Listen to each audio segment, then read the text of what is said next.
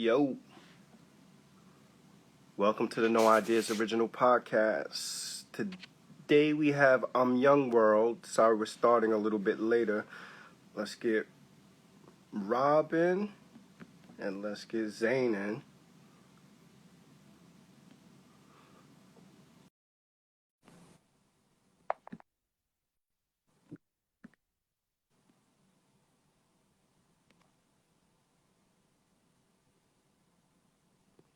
Get them in.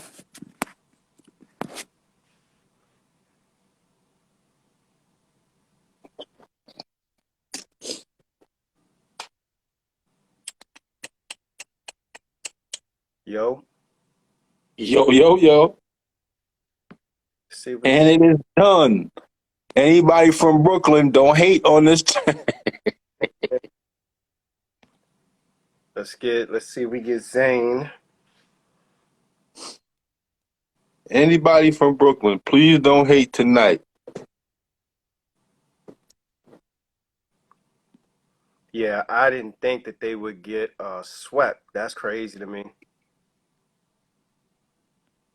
Sweep-diddy-doo. It's over. It's a wrap. It's a wrap for Brooklyn. They got to figure out their stuff, bro. That's it. They definitely do. They gotta like I was saying earlier, I think they gotta do away with Steve Nash. As a whole. Yeah, he's not even battle tested. Like, come on, man. Yeah, they gotta do away with Steve Nash.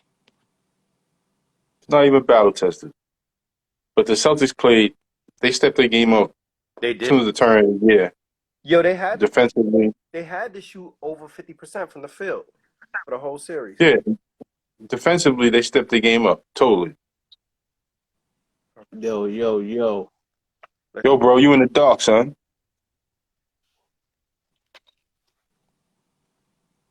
Yo. Can you hear us? Can you hear me? Yeah, I can hear y'all. All right. Okay. I just now sent the invitation to YoungWorld. Okay. That brother. Get him in here.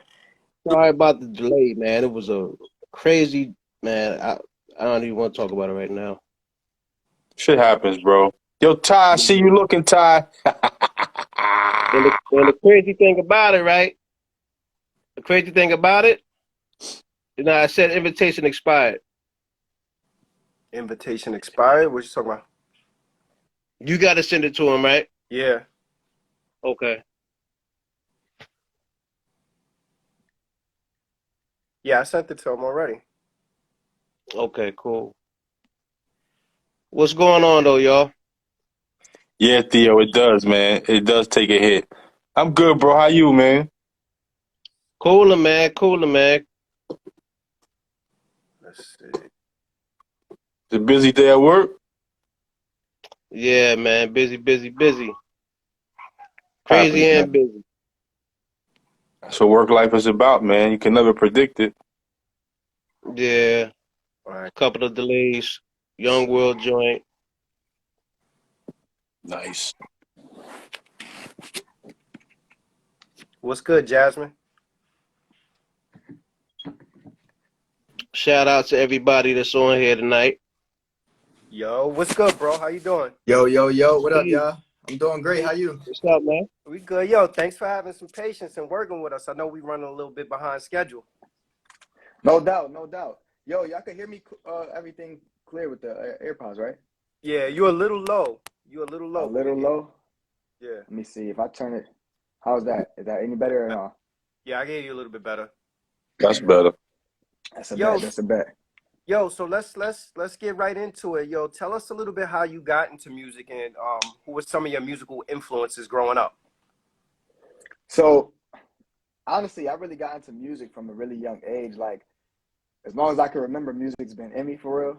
I grew up in church. So, that's kind of where I feel like most, people of color kind of get that first taste of that real soulful music, that feeling of music. You know what I'm saying? Because to me, music has always been like a feeling. And it's been something that I've been chasing, that vibe that I get from when I just hear it. You don't even have to have words to it, but I hear certain songs or certain sounds and just make me feel away. That was my first remembrance of like getting that vibe, getting that feeling like, yo, music is really, it really speaks to me. So from early on, like I found myself, you know, watching movies like Drumline and like The Fighting Temptations and like all of these music movies, and just always being like, seeing myself learning all the steps to the dances, if it's Stump the Yard, or, you know what I'm saying, learning how to play the drums if I'm watching Drumline, and like I want to be like that, and just emulating a lot of things that I started to see. And just, Mm. you know, eventually it just turned into like, I think I want to do this as a career, like some type of entertainment. And, you know, music is just kind of the biggest part of that for real. But it's really overall entertainment is where I just fell in love with. Yo, for a young dude, you ran down a slew, a whole bunch of classic black films, boy. You must really be into really into movies.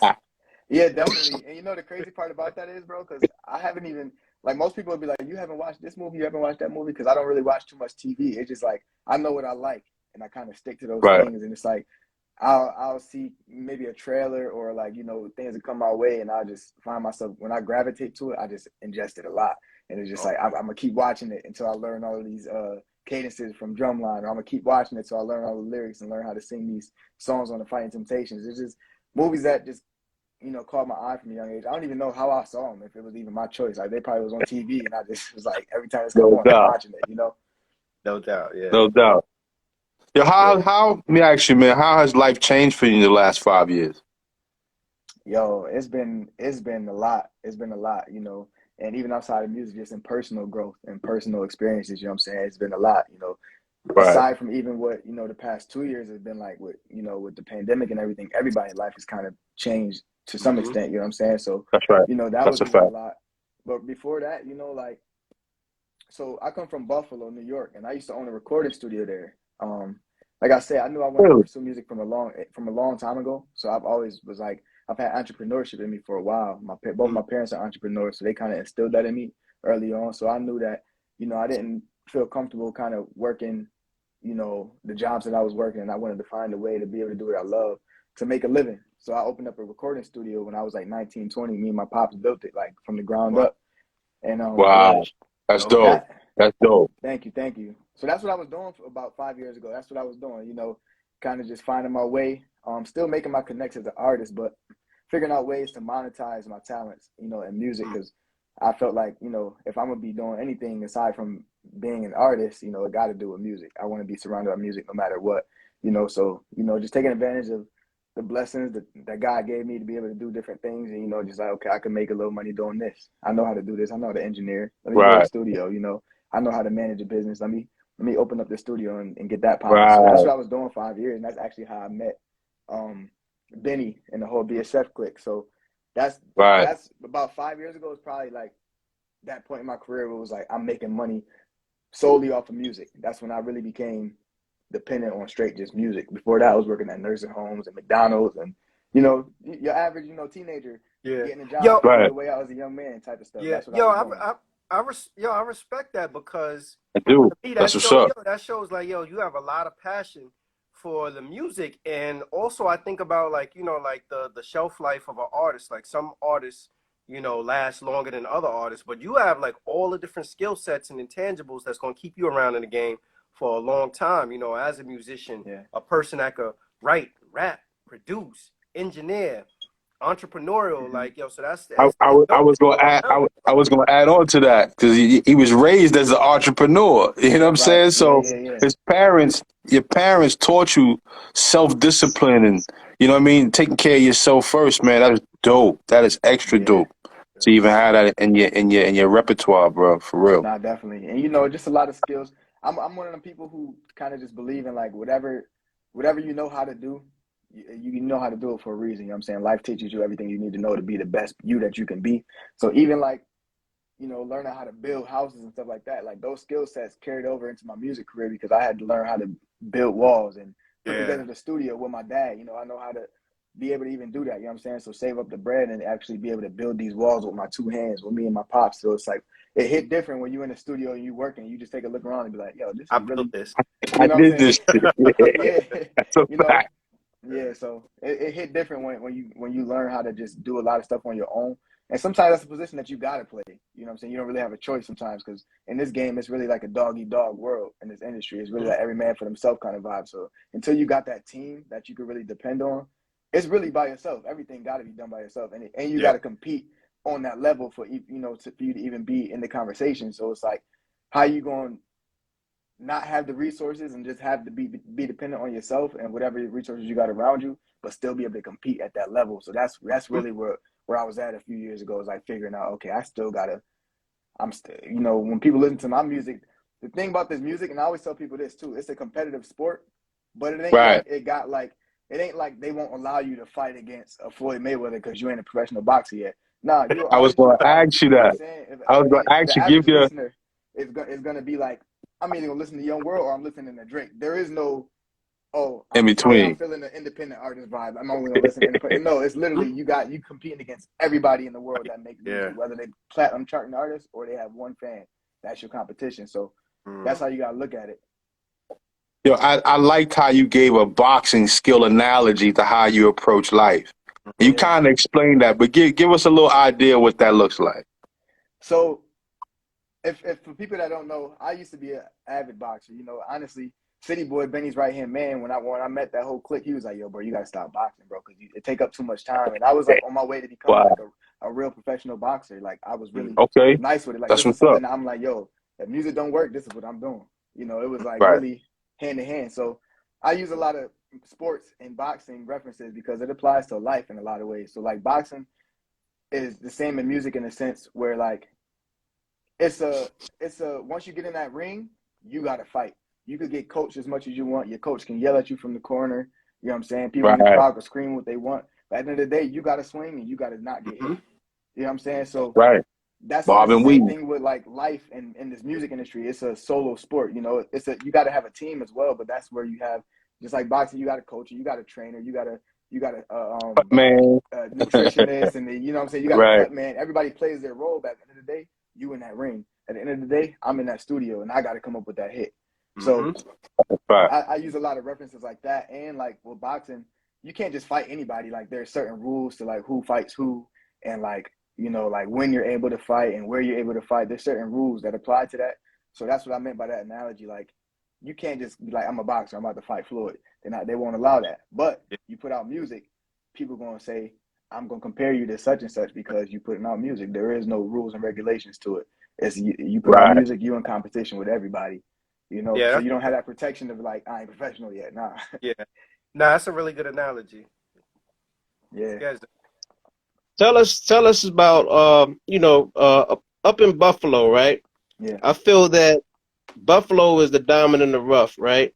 And do you feel still to this day that you guys don't get the credit that you guys deserve as far as, like people that came before you, like Benny and West Side and West Side and so do you feel that you guys still have a lot more to prove, or do you feel that it's already etched in stone right now, so all you got to do now is just add on?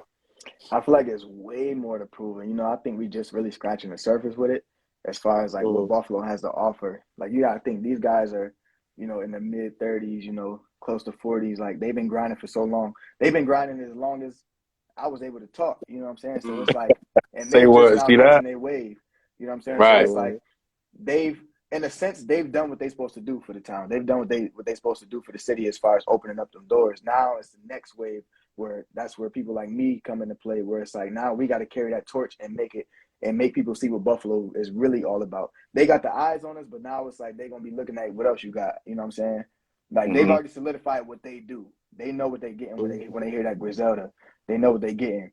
But now it's like, okay, that can't be the only thing in Buffalo. If that's so, if that's so different, it's like there's no way that's the only thing that comes from Buffalo. You know what I'm saying? There's no way that everybody sound like that. It's just impossible. So what else y'all Right. got? And everything from sports to just everything. I feel like we've definitely been kind of like slighted in a sense. We've been kind of become notorious as like the underdogs or like the people that we've always had the potential but never followed through.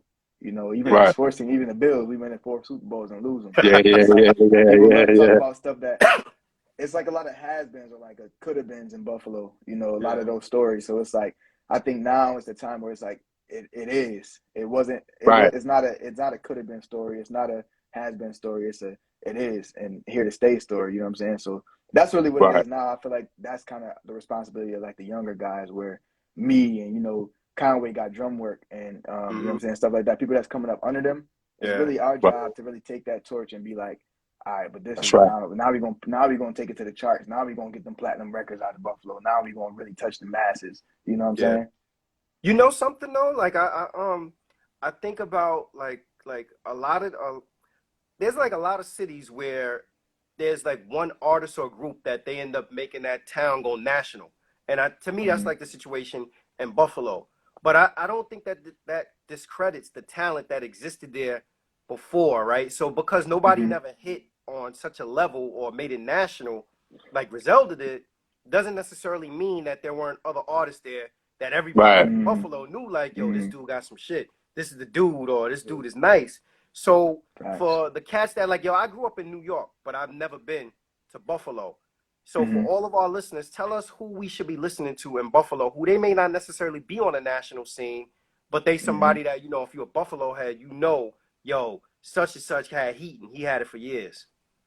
Yeah, so I have an interesting perspective because, like I said, I own the recording studio, so I got to hear. If you were serious about music, you came to my studio. You know what I'm saying? Like my clientele was up there, so it's like anybody that's really serious about the music. And Buffalo's kind of small as far as like the music community, so it's like everybody knows everybody. Everybody knows there's a top tier of like, you know, if you got a pool of all your local artists, there's a handful of artists that everybody know. Like, yeah, if anybody, it's gonna be these guys. You know, so we got the Open Seasons. We got Carell, you know what I'm saying? Droid and we got people who platinum, like Droid is a platinum producer, you know what I'm saying? Like he's produced K-pop records all over the world and stuff like that. So we got people who's really making waves. We got Keys, who's a part of a collective with Ayo and Keys, and they produce, you know, hit records, Cardi B and Lil Wayne and stuff like that, you know. So it's a lot of people who doing stuff. I just feel like as artists, Griselda kind of has been in modern day, because we had Rick James and Google Dolls before, you know. But like in modern day, they're the only artists, I would say. But we've had a lot of producers that have really been putting in a lot of work, you know what I'm saying, and on a national level or a worldwide level. So, you know, I don't want to name too many names and people be like, bro, you didn't name me, because I'm cool with almost every artist in Buffalo, you know. So like the guys I just named was the first that popped up in my head. You know, those are my guys. You know, I worked on mad stuff with them. You know, and Conway got his label Drum Work with Jay Skis and Love the Genius, you know. Who else we got? We got Shots, you know what I'm saying? Right. And the whole BSF, you know, it's people who probably don't even know about the rest of the artists on BSF, you know what I'm saying? Like we got, you know, it's me, it's Love Boat Luciano, Rick Hyde, Heem, Flex Baby, you know what I'm saying? Fuego Bass, you know. We got a lot of people that hasn't necessarily been heard yet, even though we're in the loop, you know what I'm saying? We connected, you know, I'm signed to BSF and stuff, but I'm just now even kind of getting my head in the door, you know what I'm saying? Just getting your feet wet. Right. Yo, yeah. So you recently you relocated though, right? And you moved to you in Atlanta now? Yes, sir. Yes, sir. Do you feel like transitioning from Buffalo to Atlanta has influenced your sound? It should influence you by the weather, I tell you that. Yeah. Yo, you know what's crazy about the weather, bro? I got tricked. I'm thinking it's about to be sunshine and rainbows in Atlanta. Yo, in the wintertime, it might as well be in Buffalo, bro. It's cold enough to snow. It That's a might not fact. snow as much as Buffalo, but you know, It'd it's be cold enough cold. to snow. It'd be cold. Like you need a jacket. And I naturally run cold. Like I'm a cold person. Like I easily get cold. So like nighttime, I've got a jacket on. People be like, boy, you was not in Bundled up. Buffalo no more. I'm like, I don't care. Cold. People always say you from Buffalo, you should be used to it. But I always say, man, cold is cold. Yeah, cold that's right. Cold. But you know, Okay, where you at? I don't think Atlanta has influenced my sound per se, because honestly, I've been here, like actually living here for like a year or two. So, but I still haven't even been outside that much, you know, with the whole pandemic going on. I moved out in the middle of the pandemic. I moved out here. So it was like, you know, Atlanta ain't shut down, but I was still kind of iffy about going outside and stuff like that. You know, I'm still kind of getting acclimated to the city itself. So I wouldn't really say that it's influenced it. I say the South period has had an influence on all of our music, really. I mean, they've been running the game for so That's a long fact. that it's only right. You know, I can't really say that it never influenced my music, because I don't really know what came from Atlanta that I just don't know came from Atlanta, you know? So, but me being here personally, I don't think that it has influenced my music yet. I'm sure it will in some aspect. Even the things that I rap about might not be the sound, but even the experiences out here, you know, might give stories to tell and stuff like Mm-hmm. that, you know, that are different from living in Buffalo. You see life, you see things from a different perspective. It's a whole different city, whole different lifestyle. So it's, you know, I might change the things that I'm rapping about because of I'm seeing new things or going this place and going to that place. So Mm-hmm. yeah, I can Right. definitely see that happening real soon if it hasn't yet. Okay. Let's But talk a little bit more about influence and producing. You produce yourself, but who influenced you to be a producer and an engineer? so I had a mentor from when I was probably like 10, 11, 12-ish when I met this guy. His name's Kid Cole. And he's a big legend in Buffalo. You know, he used to work with Def Jam and he was recording everything that went through Def Jam for a good probably 10, 15 years straight. DMX, Ashanti, like his accolades are crazy. You know, you walk in their studio and just see plaques everywhere. And this was the first person that I've seen from Buffalo that was like in the industry and actually has a name for and a rep for Right. himself. Right. So my dad introduced me to him once he figured out, you know, that I had grew a liking for music, and even that in itself was because I got grounded. Yeah, I was messing up in school. Mom took away the TV, no outside, no That's a none of fact. that. That's And I'm structure, like, baby. That's structure. structure. It was structure. She's like, you got to get it together. So I'm sitting in the crib bored, and like I said, I'd be watching movies and getting influenced and stuff like that. So I see my older sister and my older god sisters and cousins stuff. They like Lil Bow Wow and all of that, B2K and like all of these artists is like young, but they Right. lit. You know, they lit. So Right.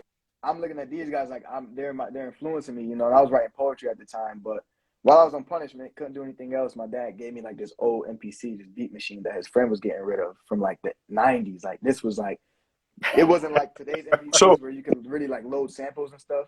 Mm-hmm. this is all while you were like 10, 11, 12? Yeah, like I was grounded in the crib, like, and he was like, "You bored? You got to do something." And he gave me this. I was mad Right. young, you know. Shout out to And your pops, yo. shout Shout out out to to your pops for pops. that, and shout out to For mom for real, for grounding real. me.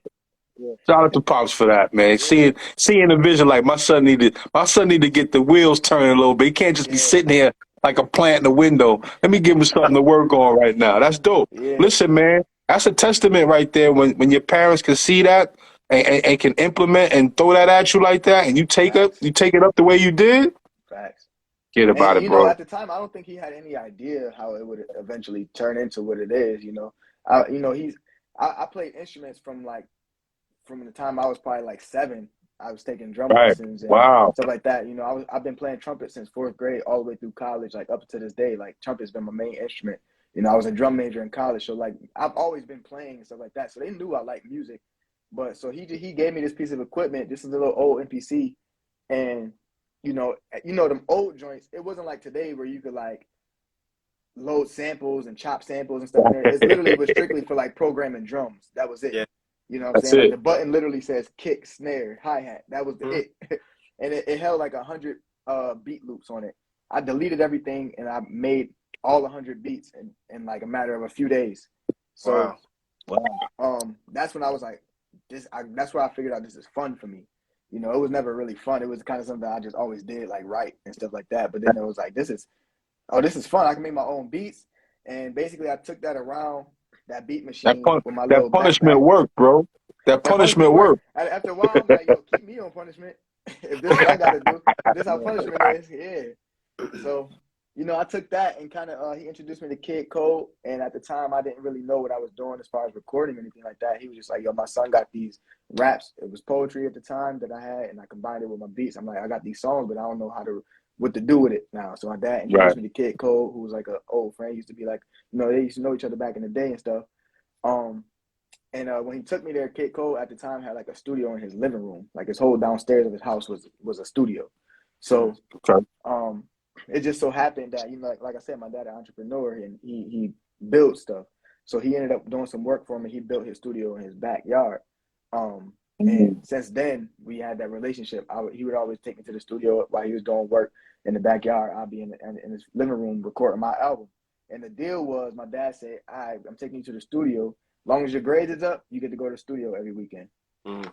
So That work. that worked. I was like, you know, that was my outside. Instead of playing with friends or like trying to go hang out and stuff, I'm like, I'm trying to go to the studio. Forget what y'all talking about. So, Yeah, that's you right. know, That's right.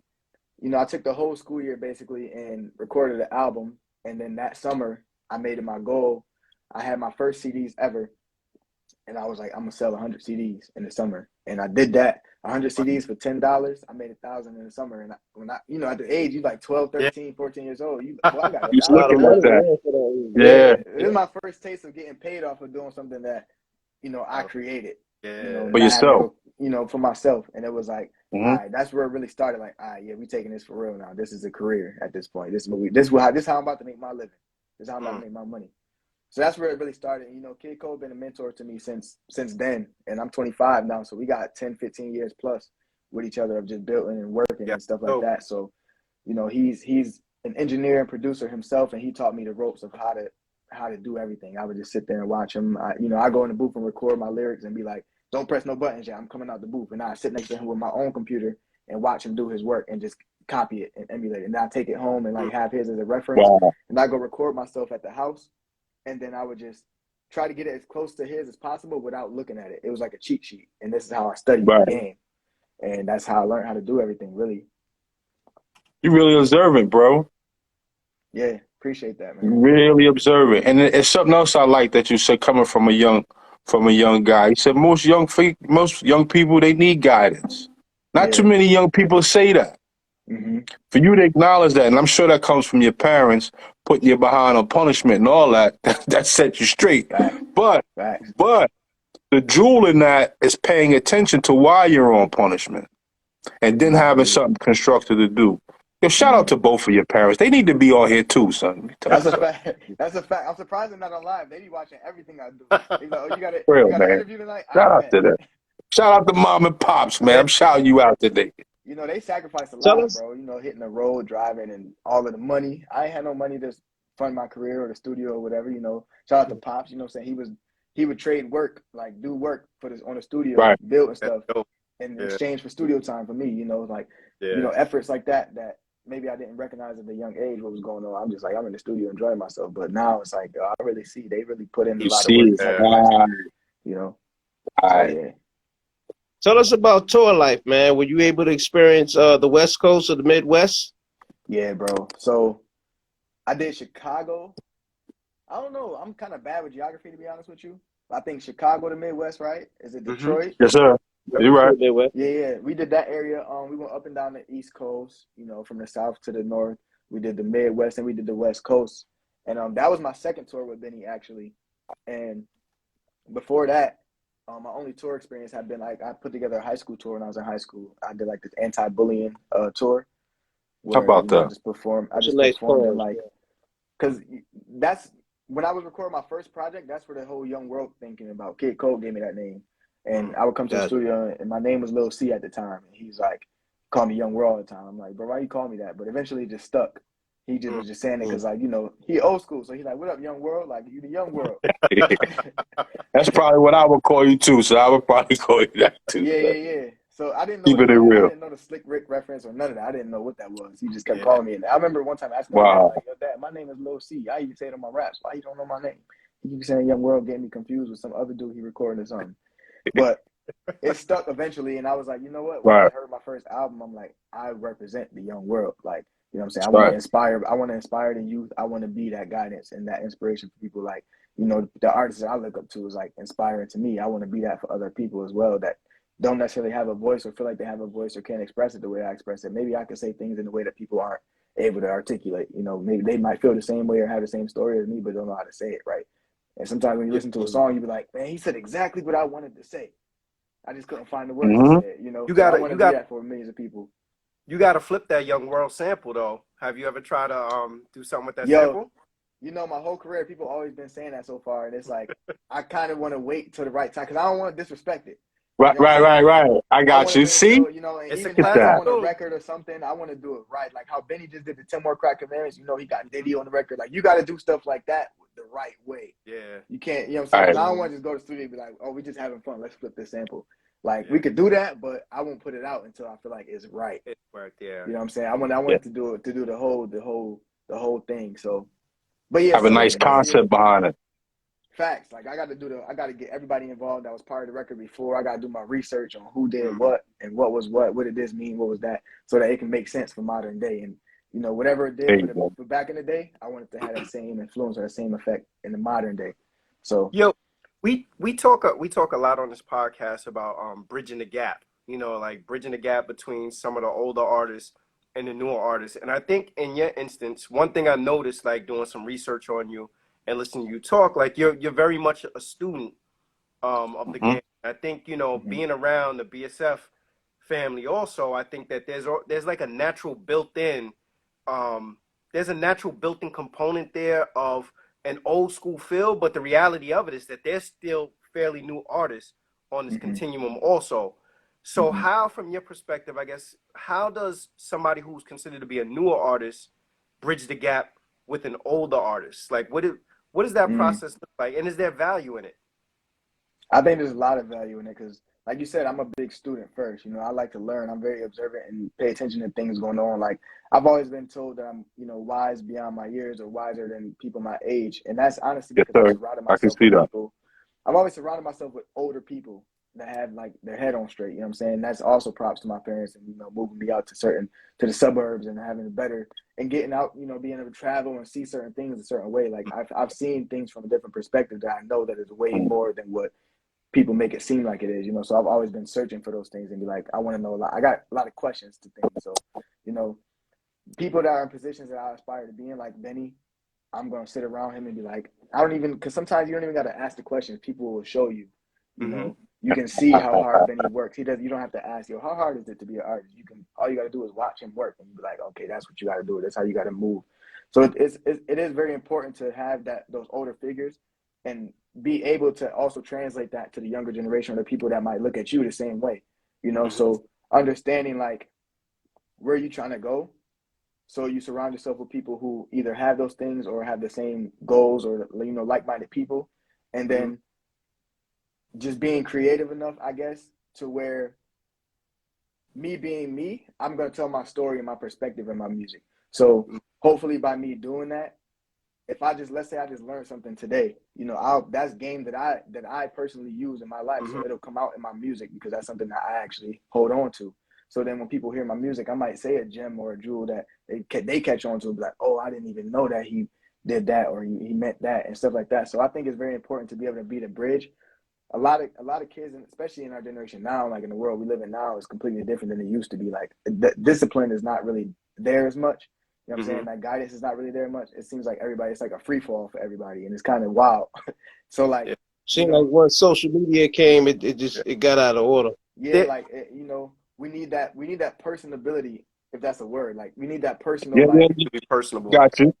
you know, we gotta, you know, I like to let people know that I'm a real person. You know, people kind of create this pedestal for artists once they get to a certain level, and it's like, yo, these people are regular just like you. So like that's a good All right. perspective that I'm at now, where it's like I'm around all of these people that people look up to and people want to be like these rappers and stuff like that. But to me, at this point, these are all regular people that I know grinded just like I grinded to be at where they at, you know, and I'm at a point where they once were at, you know, so they're not much different than me because at one point they were just doing the same thing that I'm doing. So it's like when you have that insight, sometimes people who are so far from it or so far removed from it may not even be in this industry. They Yeah. tend to paint like this picture of like these perfect people that have like they can't do any wrong and like everything that they say they want to do, you know. And it's like it's good to be able to tell people like just take things with a grain of salt from your own perspective and form your own perspective. Listen to a lot of stuff, you know, Yeah. experience a lot of different things. And I'm big on people being who they are. I always tell people like if you aspire to be like me or like want to be like a guy like me, just be yourself because that's all I'm doing. You know what I'm Correct. saying? I'm not doing That's anything good. that nobody else can't do. It's just a matter of if you want to do it or not, or if you're that type of person. So Yeah. I think it's to That's answer a your fact. question. I think it's very important to be able to be that bridge and have that guidance because a lot of people don't have that. So I'm just able to pass it on to my Yeah. peers. You know, one of the things that I think that's lost in like that transaction though is that whenever we talk about that, the bridge, we talk from the perspective of the young folk reaching back and getting game from older cats. But I do think that there's older artists that can learn a lot from newer From the artists. young Mm, effect. You That's know, right. facts. and I don't know if there's been enough of an openness or willingness to kind of soak up that game because there are older Mm, artists that are still stuck in a mindset of, you know, I need a major label behind me to do this, to mm, do that.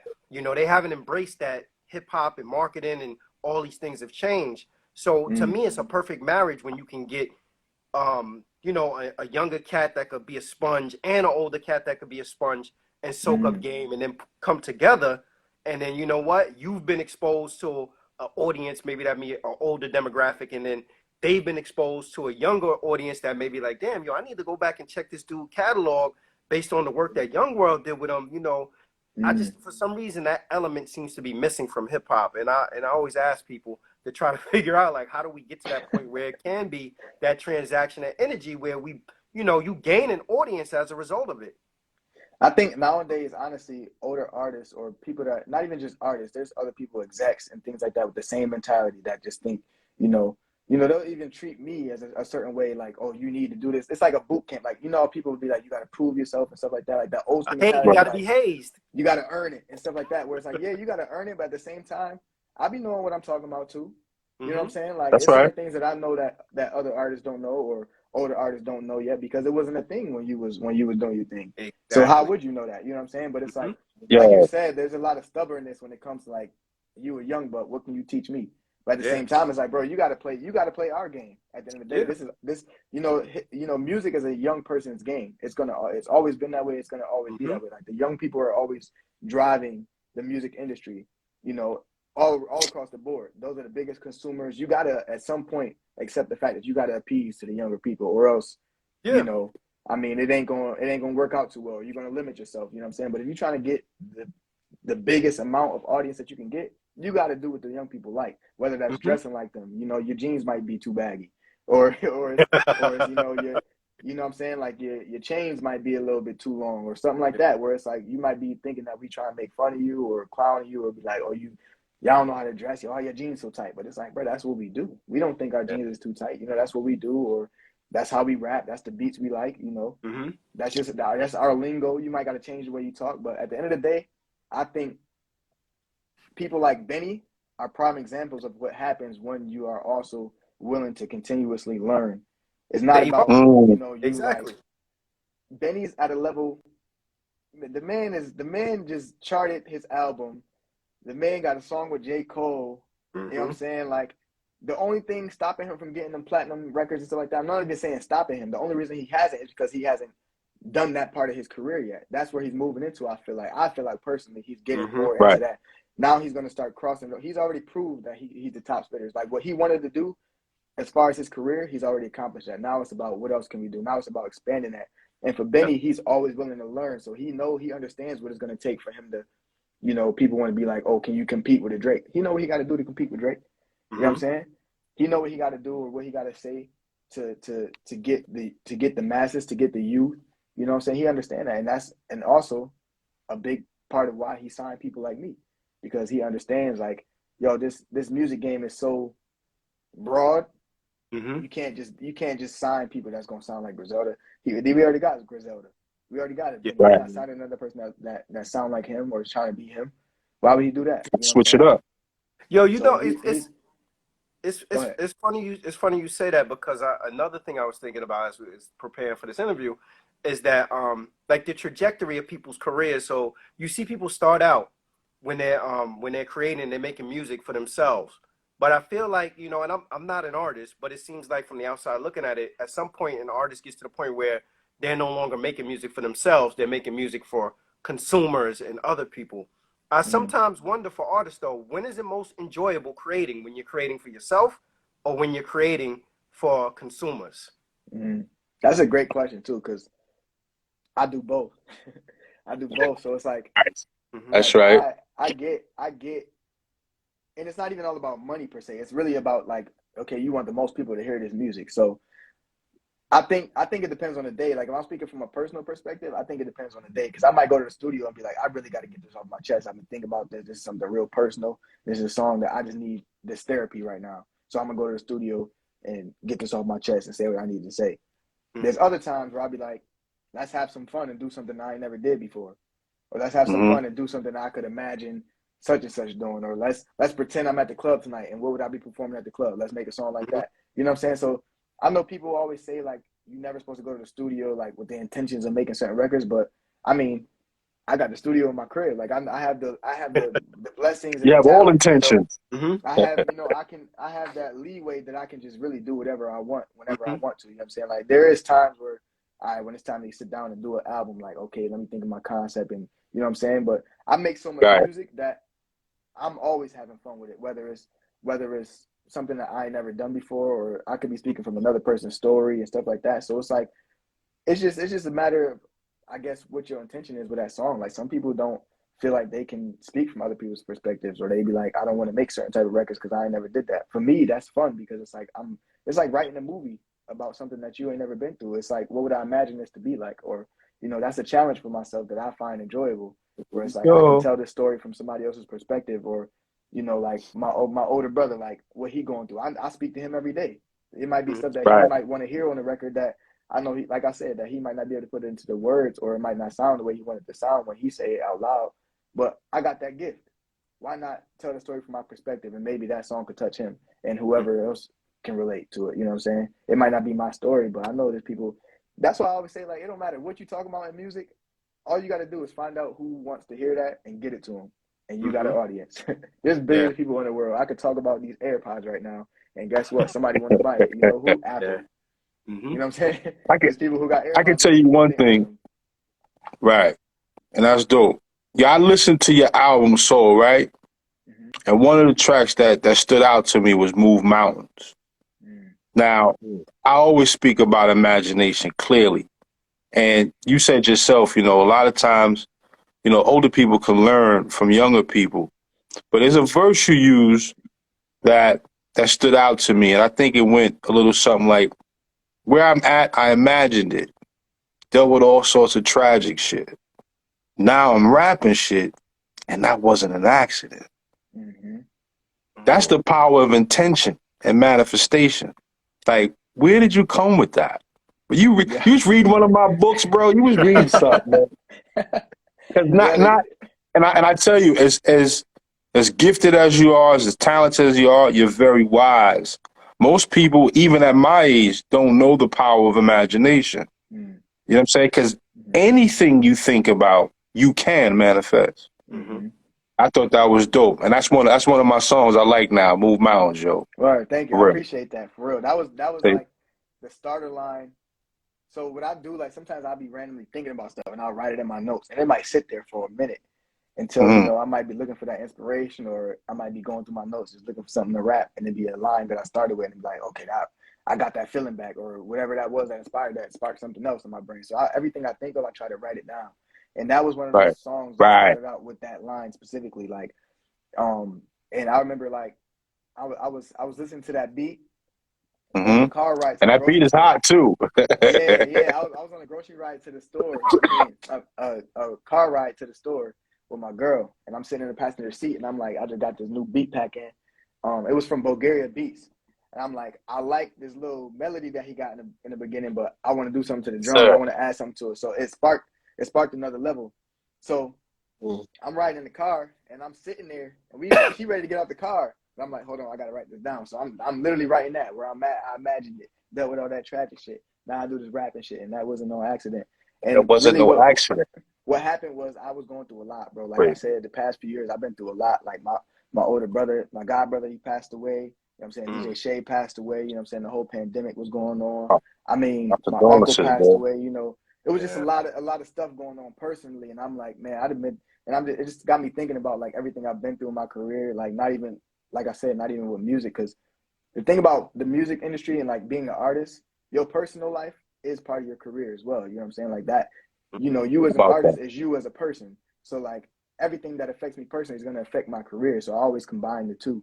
So like, I was going through a lot, and like, I talk about it in my music too, like going through anxiety and depression and stuff like that, and getting a therapist and stuff like that, where it's like, man, Say I've the been through a word. lot of stuff to be able to, still stand strong and, be able to, get through those trials and tribulations. A lot of times that stuff can break people or discourage people. And it's like what I meant by that's not an accident is like, I knew I wanted this for a long time, and I've always imagined, like you said, that manifestation where it's like, I know no matter what. I don't know.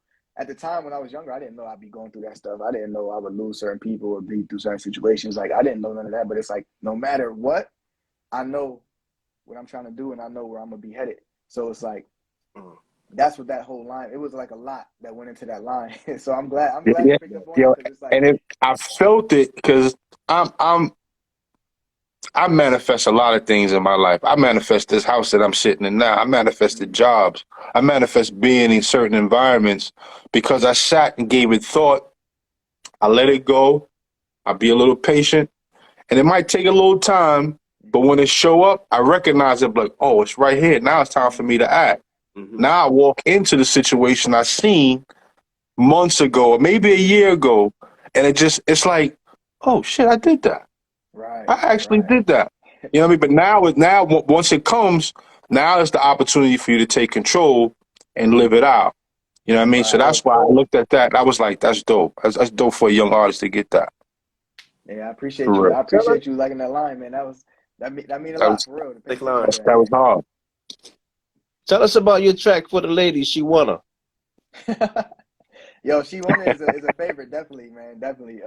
Yeah. So really, it's just a fun vibe. That was an example of like me doing something that, like creating a scenario. You know what I'm saying? That's not, it's not about a person specifically or anything like that. It's just like, like, a girl seeing a young dude that's doing his thing, she want to slide, she want to ride. You know what I'm saying? It's just really about a story Yeah. about, a girl that maybe in a situation that she's not being appreciated the way that she should. And and the thing is too, like I leave a lot of my songs up to interpretation. So like when I do interviews and stuff, it's like I give it my perspective and it might change people's thoughts about the song. So my perspective is like it had nothing to do about like bagging the girl or anything like that. It was like we didn't even have those intentions for each other. There was no romantic relationship or anything like that. It was just a matter of she found me cool, like we cool, we kicking it. She just want to come over and spend time with the gang, with the squad, because that's where she'd Right. rather be versus being in a situation where she feels unappreciated. You know what I'm saying? So How about that? you know what I'm saying? I'm basically saying in the song, man, don't worry about that. Do your thing, man. You know what I'm saying? If it's meant to be, it'll be. And if it ain't, it ain't. So that's what that song is about. There It you really go. is a fun record. You know what Yeah, I'm saying? Just a Yeah. vibe. for that album, that Blue album, because I listened to it on title, but I couldn't see like the production notes. Did you did all the production for that album? So either I produced the track 100% me or Mm-hmm. I co-produced with someone else. But every track on there has production credits by me. I very, very, very rarely ever let songs get done without me having production, towards Right. it. Yeah, you got quite a bit of range as a producer, also like based on the Yeah. tracks. When I was listening to the album, and this is why I asked you earlier about like has Atlanta influenced your music, because to me like the album is like a tale of almost like two types of artists. Like Mm-hmm. one sense I hear like a lot of grimy bars and stuff like that, and then the other side of it I hear like a lot of melodies. Mm-hmm. So I'm wondering, like, was that strategic that you was like, all right, I want to make sure I have these records that I know is going to be from the street, because everybody know this is what they expect coming from Buffalo. But then I Mm-hmm. want to have these other joints over here that somebody could rock in a club and really, really turn up to. Mm-hmm. A little Yeah. diverse, right? So my intentions with that and even structuring it the way that I did from song 1 all the way down to 11 was I wanted it to flow in a way that it felt like you were listening to a radio station or something like that. You know what I'm saying? Like when it first come on, you hear like the radio effects and stuff, like you're changing the Mm-hmm. stations. And then I wanted to come right off the bat with just telling my story. Like, yo, this is who I am. This is what y'all about to get into. The first like 2-3 tracks is all about telling my story as far as like the bars. Cause I feel like sometimes when the melodies get involved, sometimes the message can get lost in that. So it's like, I'm giving it to you raw. Like the beat gonna catch you. Yeah. The beat sound cool. At the same time, I'm forcing you to listen to what I'm saying. And then as you progress, it kind of starts to show the versatility and also tell different sides of me. So, a romance side, you know what I'm saying? Like a fun club side, when I like to go party. And, and in each song, I'm really spitting in each song. Like I'm really giving pieces of my own stories in those songs. So the intention is like, if you listen from top to bottom, like when you hear certain names or certain references in the first songs, like eventually those things are revealed throughout the album. You know what I'm saying? It's one of those albums that I put together and I'm like, yo, with time, people are going to start listening to these songs more and more. And every time they listen to it, they're going to get something different out of it. Every time they listen to it, they're going to have more to appreciate about it. And that was my intention. And also just showing the versatility, like, yo, this is my first introduction on really like a mass scale. You know what I'm saying? Mm-hmm. Just, this is what Empire. So this was like, that's a big deal. So it's like, okay, I know a lot of people going to listen to this more than probably have listened to me before. So let me make sure I'm giving people a clear-cut image of what, I'm able to bring to the table. And also just having something for everybody to relate to. Because, I made a post the other day and I asked people what's their favorite songs. And it was so mixed that Yeah. it's like, you know, I was like, imagine if I would have just kept this all rap, how many people probably wouldn't have commented or probably wouldn't have found anything that they liked, you know. And then I remember we had a listening party a very long time ago, honestly. It was in Buffalo.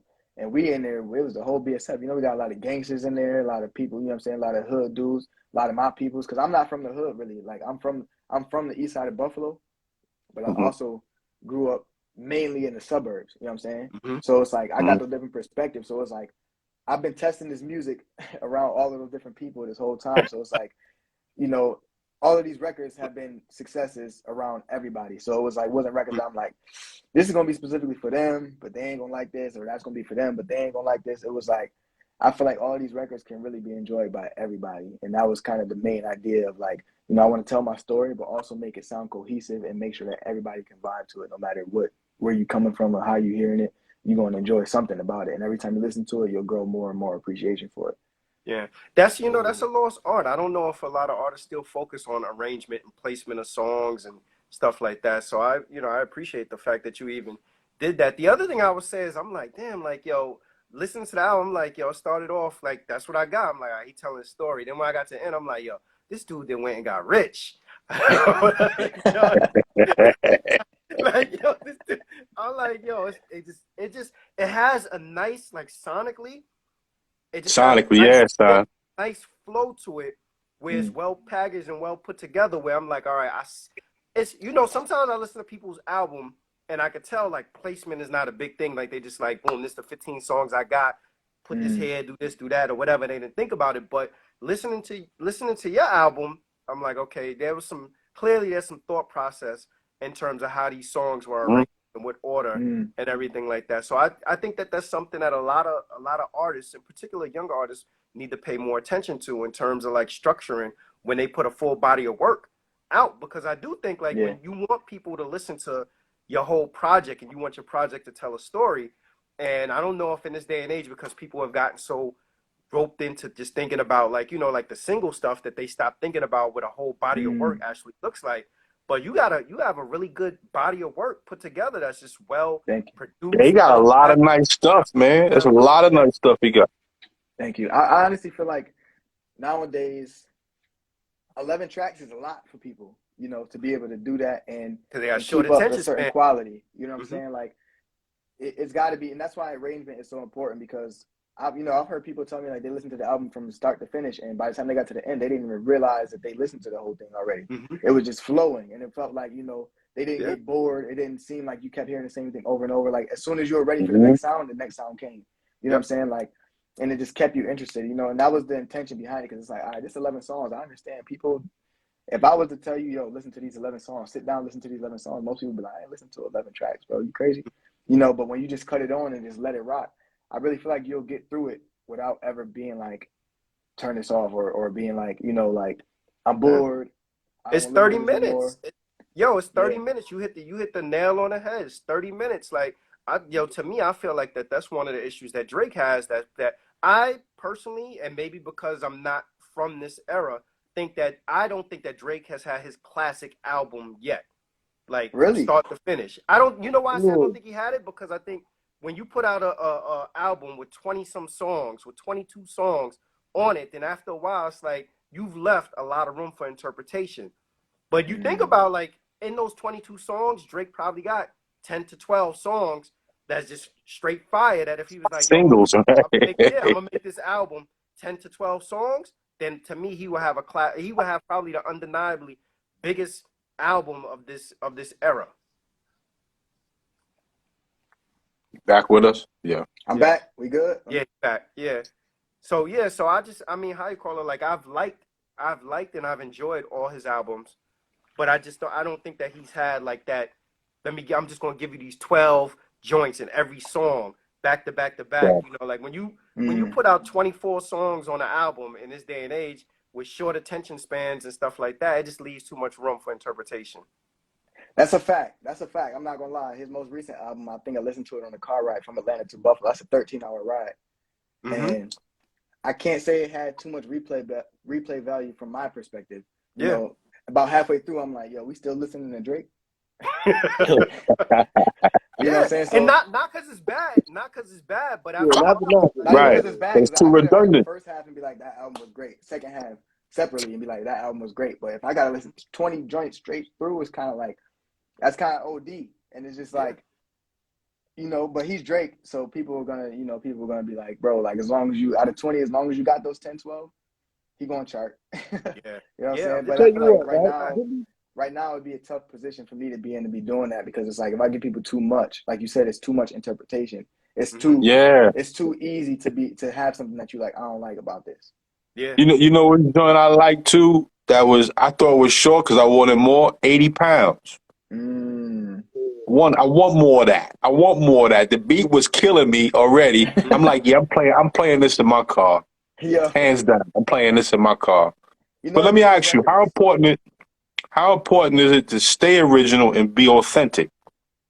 I think that's the most important thing, honestly, as an artist. Well, with anything, honestly, because at the end of the day, God made us who we are for a reason, and can't nobody Mm-hmm. be us better than we can be.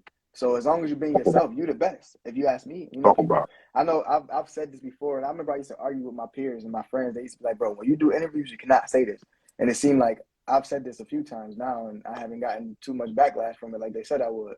But I always say I feel like I'm the best artist As because you should be. You That's should. You right. should who say else is that. gonna say exactly what I'm saying? Nobody's gonna say. I'm saying exactly what I want to hear. So Hmm. if they could duplicate a person, and let's say I didn't make music and I'm listening to this artist, he's literally saying my every thought. How wouldn't this be my artist? How wouldn't this be my favorite artist? You know what I'm saying? Like Right. I feel like that's what makes people your favorite artists, people that you can relate to, and that you can feel like that. So who else would I feel more than me? Who else music would I feel more than me? Hmm. You know, so like people sometimes think that that's an arrogant thing, but I always say like you always will be the best at being yourself. So if nobody can't say you're the best, you're not the best if Yeah. all you're doing is being yourself. Yeah. You should you If you should ain't feeling confuse if you ain't feeling, you might as well arrogance tell with confidence. somebody else. Yeah. Yeah. You should confuse arrogance with confidence. See, You know what I the mean? thin line I think is arrogance is when you saying that I'm better than everybody because y'all suck. That's the arrogance. You know, confidence is saying I'm the best because I feel like I'm Hmm. the best. Period. I didn't say Yeah. y'all suck. Period. I just said Right. I'm my favorite. You know what I'm saying? So, Tell you what, can you give me two artists that you would like to do a feature with eventually? ooh, Or like your dream feature, like if yeah, you had to name two artists, whether male and female or yeah. whatever. It would definitely be J. Cole for one. Corday's up there, Tory Lanez is up there. Um 50 Cent is up Is he? there. 50 Cent and Wayne. There you go. There you 50 Cent and go. Wayne. And DMX is my favorite artist of all time. Yeah. But you know, Corday don't Rest get in unfortunately, I enough peace, don't have credit. big him. brother. Yeah. I So, think Corday don't get enough credit to me. I like to see people give Corday more props. you know, I watched a So video on why YouTube the other day about why they don't, and I don't know how I feel about it. But is Why? there a What was specific your explanation as to why they don't give him more credit? they feel like he's trying too hard to be the image that he has. They don't feel like that's truly authentically him. They feel like Uh, there's things that they feel uh, like when he says certain things, he like reaching and stuff like that. And I'm like, how you gonna tell this man what he done experienced and what he, you know what I'm saying? How you gonna tell him what's real and what's not? I yeah. appreciate the art for the art. I can never tell you what your story is, and even if it's not your story, I appreciate the art of telling things from a different perspective. It I don't gotta be your story for you to be nice. yeah. I I agree. agree with that. Yeah. You I know, agree with that. So so why'd you name your album Blue? That's a specific reason? yeah, yeah. There's a few reasons. So the one reason, the biggest reason, is because it actually happened in the studio when me and Benny was making that song together, and I had my laptop in there, and I was talking to Kat, who's part of the BSF team, and I was telling her, I'm like, yo, I'm naming my album Blue. She's like, what? Like that's just it. Like what that mean? So, and I had like a whole. I'm very organized when it comes to this stuff. Like I put down all my ideas like in one like place so that I can really articulate it. So blue, the actual color, it represents loyalty, wisdom, honor, hmm you know, like calmness, a sense of calmness and stuff like that. Right. And all of these Yes, things that sir. I wanted to talk about in my music is what blue represented. All the things that I felt like were qualities and attributes of myself that I wanted to show the world were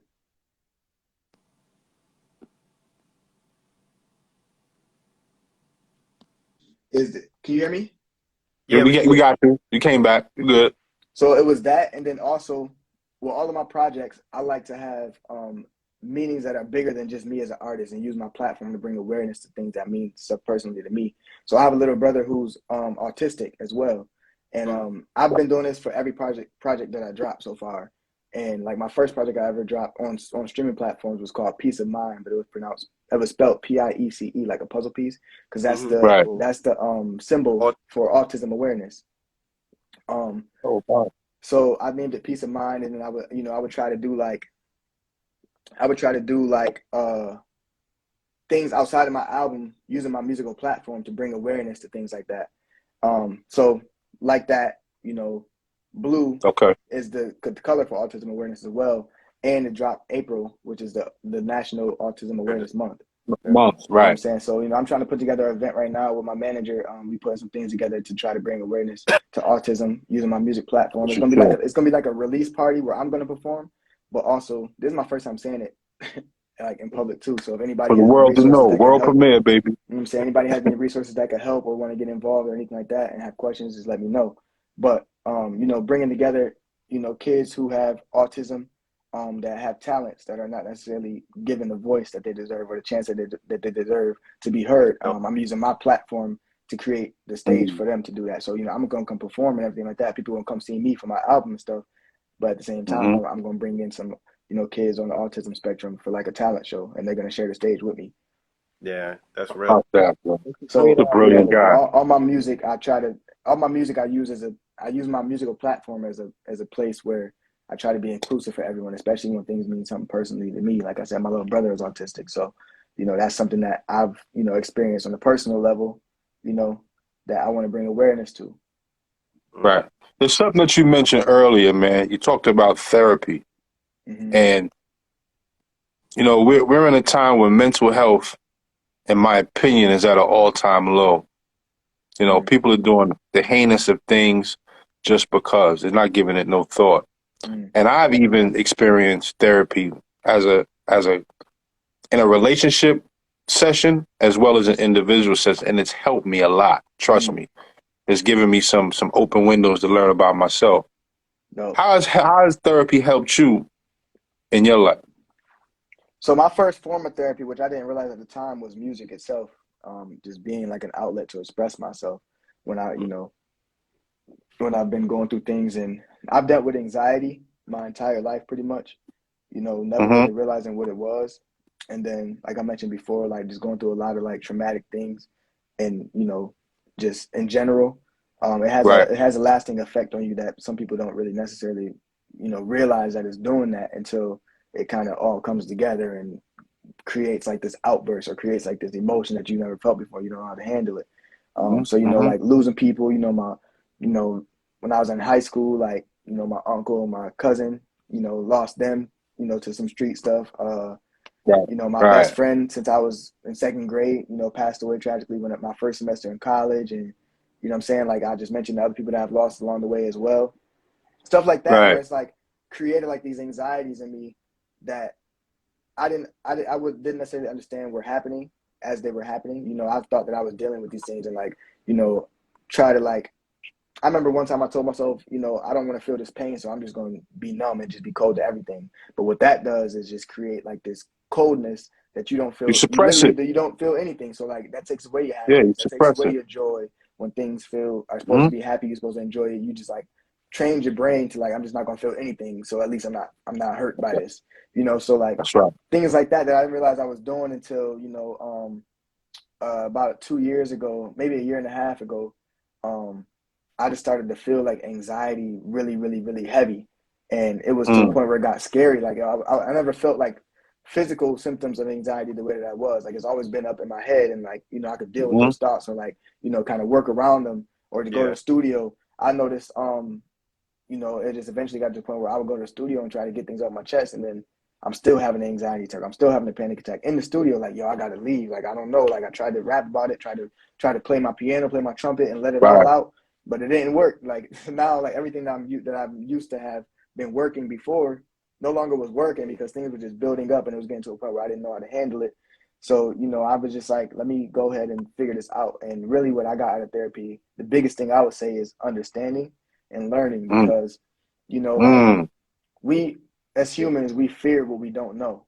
And that was the most scary part for me about anxiety was that I didn't know what was going on, and I really felt like something was wrong with me physically, and that was Say scaring that me. again. Say that one more time. We fear what we don't know. So, you know, in order to stop fearing something, sometimes you just got to learn about it, and it's not as scary as you thought it was, you know, and it's Yeah. no more normal than you thought it was. So, like me dealing with these things, I'm like in my head, I'm like, yo, don't nobody understand what first of all, what I'm going through. No, I can't explain this to nobody because I don't even know what's going on to even explain it. And on top of that, like I've never felt it before, so this is scary. This is new. This is a feeling that I've never felt with. I don't know how to get rid of it. So me going to therapy, you know, I kind of explained like you're not crazy. This is a normal thing, and this is, you know, Right. me talking about things that I haven't talked about in a long time and putting the Right. pieces together. That's what the therapist was able to do, was like piece things together for me that I wasn't making the connection to. Like, okay, that make a lot of sense. So when this happens, that means that's coming from this. So now I know how to attack it because I know where it's coming from. It's not like Yeah. it's creeping up on me unexpectedly. It's like when I feel anxiety, I know why I'm getting anxious now. You know, I know how to. I'm learning techniques to be able to calm myself down. You know, There you go. learning tricks of the trade and learning, you know, like the science behind it, even of like this is natural responses that your body is doing, and that's easily controllable. Like you know, it's hard to control your thoughts because it's like you got to think about the thought that you're tripping about in order to fix the thought. You know what I'm saying? So it's like Right. sometimes in your Right. head, it's like if I'm already thinking about something in certain ways, make me feel a way. How am I supposed to trick my mind to think something else when my mind is the one doing it in the first place? So it's like learning Right. the things to like kind of like control your body in a sense to where, you know, okay, I'm more comfortable when this happens. I understand what's going on. Let me just let it do its thing. Matter of fact, let me just sit back and chill and let this anxiety take its course, Right. because if I I was worry about it and try to figure out how to stop it, I'm not gonna be able to stop it. Then it's gonna make me more anxious. right. And I was going to add on to that. You know, sometimes you just need to slow down Yeah. and slow down your thoughts and kind of breathe. You know, one of the most important practices that most of us have not yet to learn is the proper way of breathing Mm-hmm. and how that calms the body down and sits you in a place. Because I tell people all the time, the person you're having a conversation with most is you. Facts. Even as four of us are sitting here talking to one another, we are also talking to ourselves. Mm-hmm. So we have to be very cognizant of the words we're using amongst one another because we're using them on ourselves. Mm. So for me, that's what it taught me. Let me think of why am I thinking that? Right. Where is that thought coming from? And why is it coming at this time? Right. You know, is it a trigger? For me, it was triggers. Like Same. certain, I hear a certain raising of a voice or a certain word or Mm. just a behavior, and now I'm amped up and I'm mad and I'm like, oh shit is about to pop off. Let me get my shit. Mm. You know, Right. Right. Right. I don't have to do none of that. Right. And you're You know what I'm protecting yourself. saying? You're protecting yourself from stuff that might not even be there. And Might that's the not thing. Like even your be there. brain, your body can't tell the difference when things are reality versus when it's just made up in your mind. Your brain is basically, it's going off of signals that you're giving it. You know what I'm saying? Your body just reacting to it. So Talk about it. like triggers, like, you know, a certain word might come up and it makes you think of something that triggers you to have anxious thoughts. And Right. like There you go. your body is so used to you hearing that word and it means whatever it means to you, and your body's natural reaction is to protect you from it. You know what I'm saying? Like I used to hear certain words and they'd be like, bro, don't say that. Like chill, don't say that. Don't talk about that. I don't want to talk about that right now. Or I would hear, or Right. like, bro, it was to a point where like I'm not watching the news, I'm not going on social media, stuff like that, because all that stuff has an effect on you that we don't really realize that it's doing. Like you might be scrolling and see something and be like, oh, that's crazy. Keep scrolling.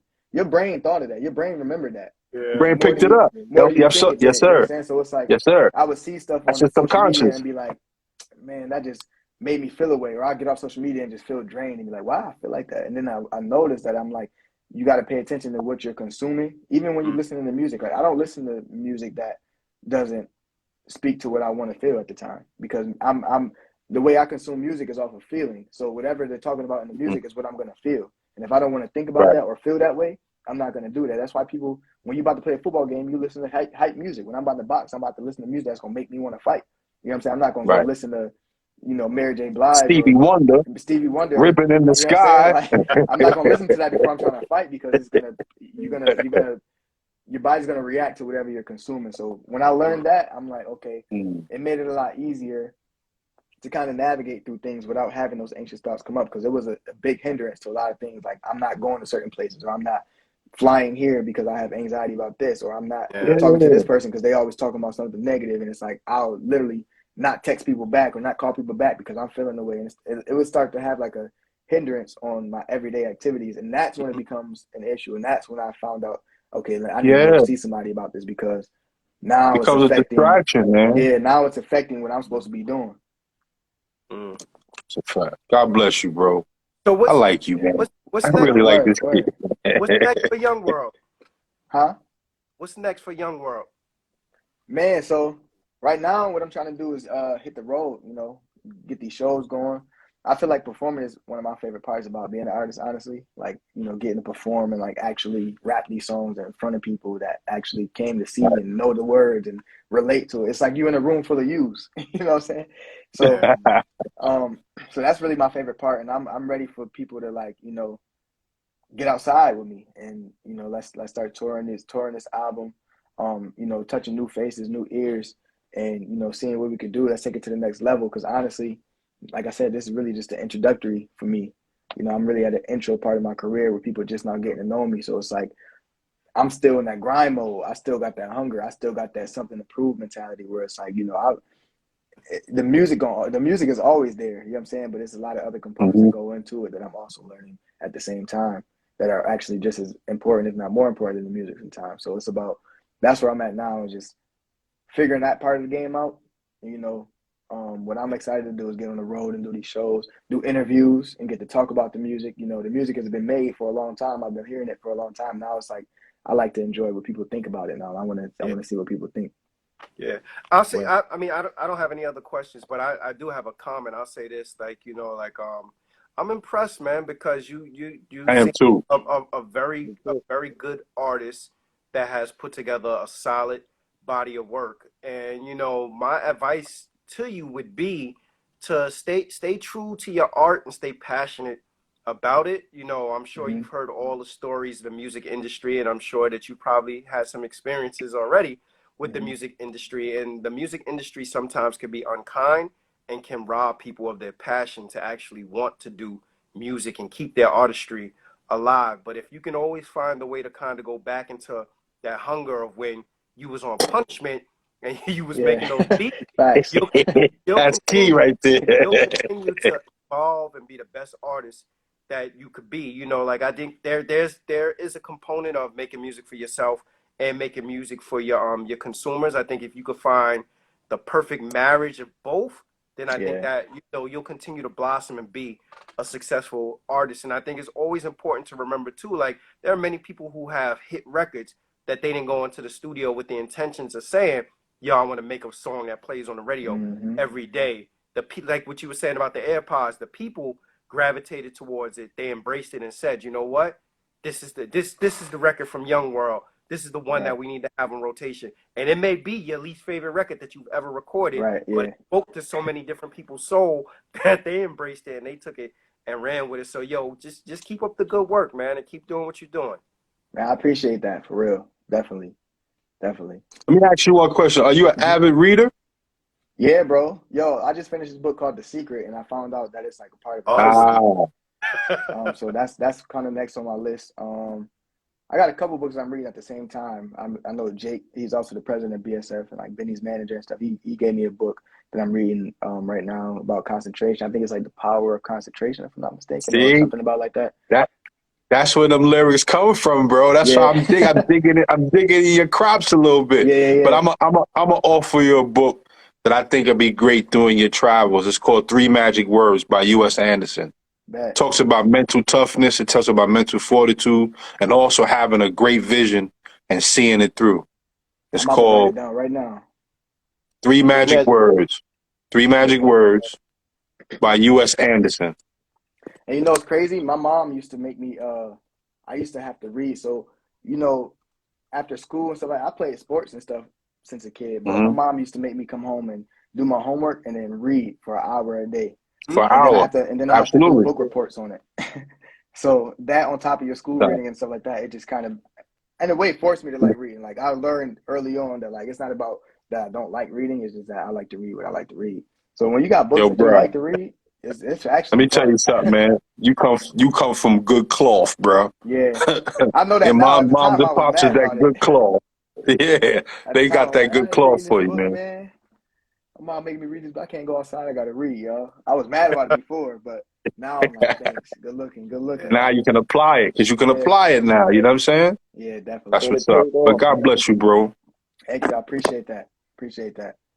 Jazzy, closing words. Hey man, I want to say thank you for coming in and you know sitting down and you know joining us tonight, man. Shout out to your manager Victoria. Mm-hmm. She's doing an awesome job. You're doing an awesome job. Shout out to the Thanks. whole BSF. You guys keep doing it, man. Keep pushing, man. Sky's the limit. Man, appreciate y'all for having me. And big shout out to Victoria. You know, she be Yeah. pulling the strings, making it happen. You know, me and Just Victoria make just it linked happen. up. You know, that's part of the growing too. Because I was like, we met through my lawyer, and my lawyer know I ain't never trust nobody with my career. You know, so shout out to Victoria for doing her thing, man. Nice. And I Yeah. appreciate y'all for having me. This is the first interview since my album came out. Really? This Say is what? definitely one of my favorite interviews I've done in a very Go long get time. that blue. Yo, Go get that that's blue, what to say. y'all. So you gotta tell everybody where they can get your album at real quick. Definitely, man. So if you're on my page or you go to my page right after this link is in my bio. But also I'm YoungWorld on every platform. You know, same as my Instagram name is on Apple Music, Spotify, Tidal, whatever you listen to your music on, YouTube. You know, new music videos coming soon, touring coming soon. So if you're in a city that you want to see your boy, holler at your promoters, hit me up, and we can make it happen. You know what I'm saying? So I appreciate y'all for the platform as always. Appreciate everybody that's tuning in. And yeah, man. I'm excited for Shout what's out to next. And Buffalo, son. Shout out to them Buffalo boys, huh? Facts, big shout out. Yo, Big we shout thank out. everybody for pulling up. also check out his single wins and losses, y'all. Definitely, my single wins and losses featuring Sorry the Kid as well. The video is out on YouTube for that as well. I got something special coming for the song with me and Benny the Butcher, Shine. I did like this documentary for it. I got behind the scenes footage and the vlog footage, more YouTube content and vlogs coming, all of that, man. So I'm excited. Stay Nice. creative, King. Stay Definitely, creative, man. baby. Thank you Definitely everybody appreciate for y'all. the No Ideas Original Podcast. Salute everybody. Have a good night. Peace. Peace. Peace.